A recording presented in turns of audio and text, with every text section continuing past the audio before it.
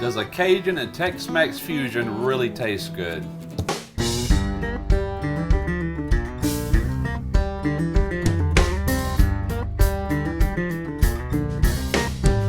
If you wanna cook backyard barbecue till you get your feel, you come to the right place. Restaurant Smoky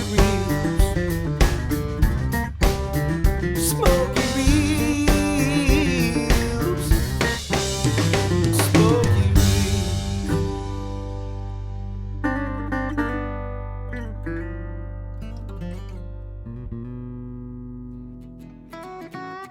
To answer that question, yes it does. I'm going to show you how right now with this blackened shrimp chimichanga.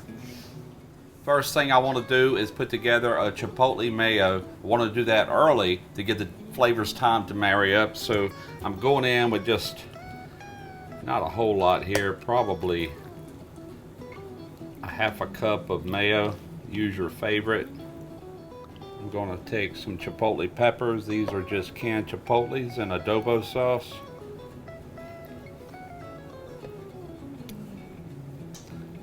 I'm doing this strictly by sight. That's probably 4 chipotle peppers to about a half a cup of mayo. We're going to hold with that right there. And there is the final result. Let's give it a little taste. Perfect. So this goes in the fridge. Got 1 pound of Gulf shrimp that I bought yesterday, fresh. We're going to take and just dump these in this bowl, and from here I will devein, peel and devein.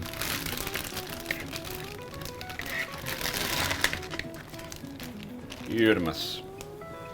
If you can get fresh shrimp, that's always better.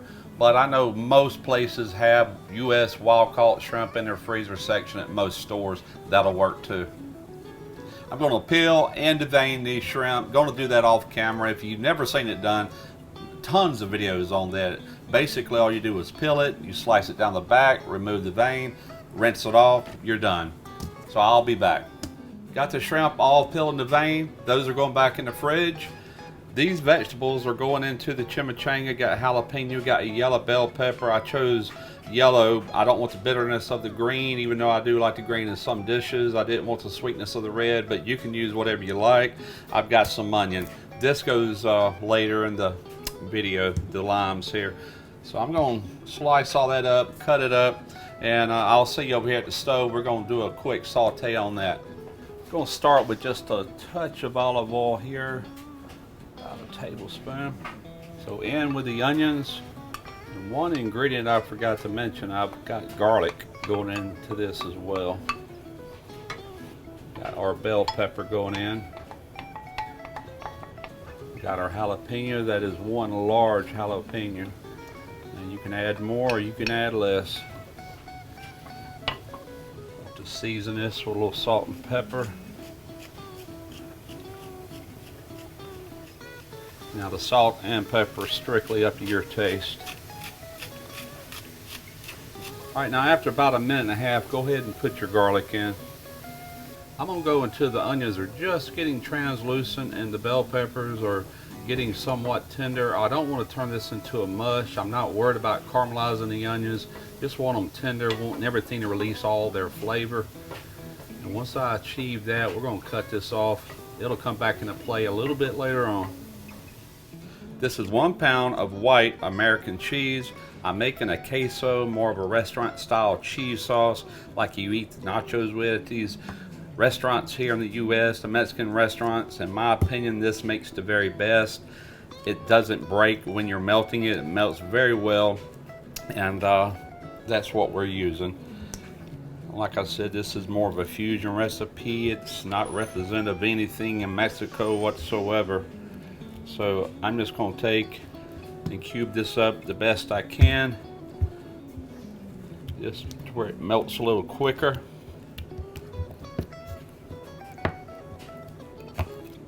Got it all cubed up. This is the 1 pound of white American cheese. I've got it on a double broiler.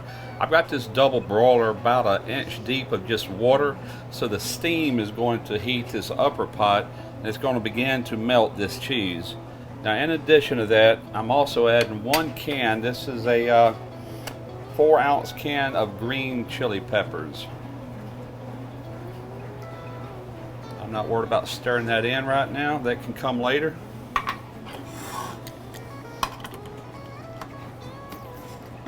Now, you can do this right over the fire on a pot on real low simmer, but this really ensures that you're not going to overcook or scorch the bottom of your cheese. That steam is going to gently melt it. All right, last ingredient, I've got evaporated milk. I've got a 12-ounce can. I'm going in with about half of it. That feels about right. We're just gonna let this slowly heat. I'll bring you back once this is melted. We are looking good. All the cubes are completely melted. I'm gonna go ahead and turn this heat off. Let's take a look at this thickness. Oh yeah, that's what I'm talking about. That will probably thicken as it cools. Well, there ain't no probably to it, will. Now I apologize if the washing machine and dryer is picking up in the background, but hey, it's work day around here. All right, I'm gonna slide this off to the side. We may have to reheat that when it comes into play. I'm getting ready to season these shrimp with a blackening seasoning. This is a blackening season made by Heaven Made Products, one of my very favorites. This has an outstanding flavor for anything blackened. You can also use it as just a Cajun seasoning. So that's what we're going with. Place a plate right here. We're going to dump our shrimp out. You could lay these in a platter. You could do anything, but I want more of a single layer. If I can get it. I'll tell you what, I might have to do these in batches. Like so.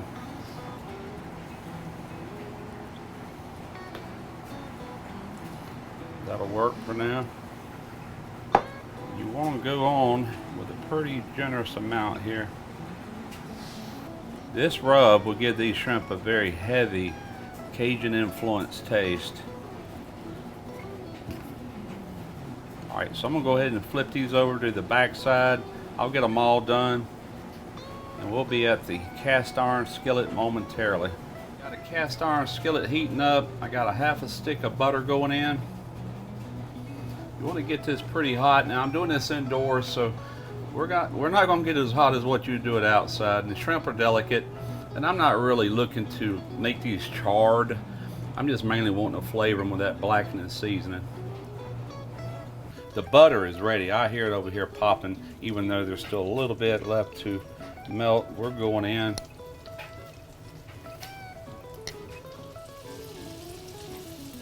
Well, this house should be smelling insane here in just a moment. All right, we have been going 2 minutes. Just want to give these a flip. Let them cook on the back side. They are getting a really nice color.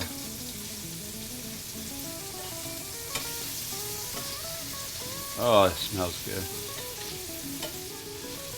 And another 2 minutes. All right, so I'm gonna go ahead and get these off of here and get the other batch on. All right, now you can certainly make your own black beans if you want to, but I'm using these black beans that we got from a local Hispanic store. I like the black beans over the pinto refried beans. I mean, I like them both, but I prefer these more. To me, they just have more flavor. All right, I'm just going to heat this all the way through. Then we're going to roll up some burritos that will be deep fried and turned into chimichangas. All right, so let's build this bad boy. Now, this is a pretty pliable burrito tortilla, so I didn't have to warm it. We're going to go on with a layer of this black bean refried beans. More of a base.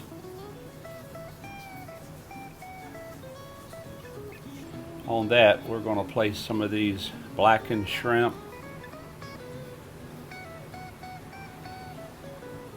I think I'm going to go on with 6 of them. You know, normally in these restaurants around here, That's what they typically give you. Like if you order a seafood platter, you'll have 6 shrimp on there. So this is going to be 6 per burrito. Now, on top of that, we're going to squeeze some of this Chipotle Mayo.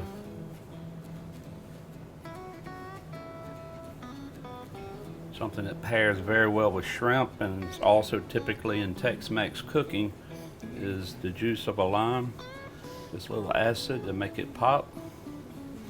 It'll also help those beans. By the way, I do have my oil heating up. I'm gonna get all these put together, and then we'll be at the deep fryer. But before that happens, let's go ahead and finish. We're gonna put on these onions, yellow bell pepper, and jalapeno. Now I've grated some pepper jack cheese. I do recommend using the block because it doesn't have that starchy ingredient that stops them from sticking. This is just so much better in my opinion. All right, that is one burrito. We're just going to take and fold in our sides. Go this way. And just roll it on out. Seam side down. That was ready for the deep fryer. Now one thing you could do, and I had thought about it, is maybe take a little egg wash and really stick that down. But once you go seam side down in the deep fryer, it should hold it pretty much in place. It might come up a little. I know that from experience, but it'll be fine. Alright, so I'm going to check to see if my oil is hot enough. I'm using a canola oil. I would recommend using any kind of oil that doesn't carry its flavor. Like vegetable oil, in my opinion, always tastes like vegetable oil. But you could use a number of oils. You could research that. And canola, for the most part, doesn't. Cottonseed oil doesn't. Alright, now, I don't know if you can see this up close, but you see the little bubbles coming around this bamboo skewer? That's a great way of telling when the grease is hot enough if you don't have a thermometer, which I do, but I just wanted to show you this method. It's actually trying to cook the bamboo. Alright, so we're going to drop one in. I guess I'll start with the very first one I did. We're going to go seam side down.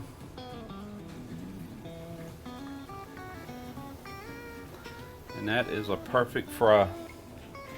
Now you'll probably need some tongs because you'll have to brown your sides if they don't brown all the way, which the oil is deep enough to where they might. But I'll let that go long enough to brown on this side. And you do got to check it, you know, make sure it's not getting away from you. See, it's already starting to brown. And let's flip it over. Oh, that's got a really nice color to it. Could have went a tad more, but hey, you can flip, turn this as much as you need to. So I would imagine this oil is around 350 degrees. That should work just fine. Let's do our sides here.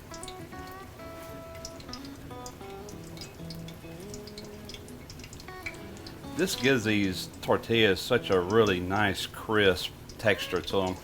Much different than just a burrito, you know, without deep frying. And I just absolutely love them. Alright, we're getting a nice color on that. Let's do this side. Alright, there is the finished product. Well, wait a minute. It's not finished just yet. Remember that cheese we made? That queso, that Mexican style restaurant cheese sauce? But made with American cheese? That's the stuff. Alright, we're going to take us a ladle. And we're just going to take and pour some of this cheese sauce right on top. Oh yeah. Just like that. Now for one final little bit of Cajun influence, we've got some more of that blackened season that we just want to lightly dust right on top of this cheese. Just like that. I'll throw just a little bit of scallion on top for a little bit of color, a little bit more flavor. We're getting ready to cut into it and give it a taste. Man, that looks too good to eat almost. All right, here we go. We're gonna cut this in half. See what the inside looks like. See if I can rotate these out of the way without getting it all over my fingers here.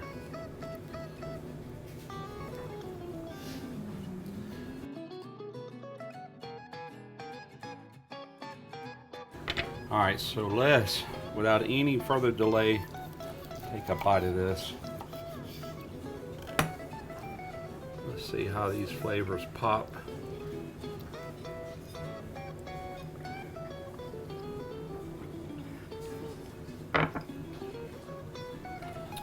Man, are you kidding me?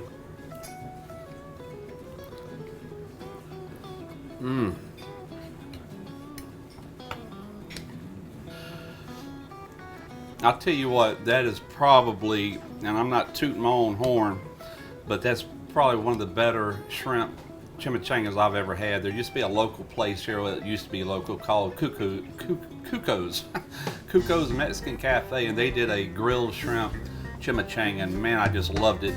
They ended up leaving the area after Hurricane Katrina. We had one left, and I tell you what, I'll take this any day of the week because it's very similar actually. It's just absolutely fantastic, easy to do. I hope you give it a try. Mix a little Cajun influence with a little Tex-Mex and you got yourself a delicious meal. Hope you enjoyed it. Till next time, smoke your ribs.